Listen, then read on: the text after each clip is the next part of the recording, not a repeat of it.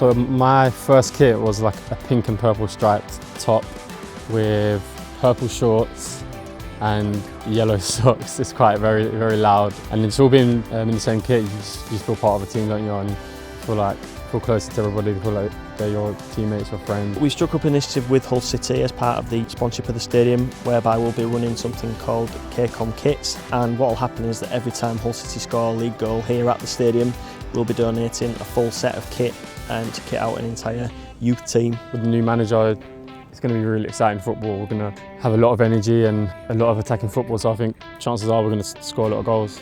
Hopefully you can make a lot of money for the kids and the kits. So there is a landing page on our website which teams can visit and then sign up, and they'll be put into the draw at the end of the season for the kits. It's up to the team and the people who score the goals to see how many kits will be leaving us at the end of the season and going to some local teams around the city. I think it's really important.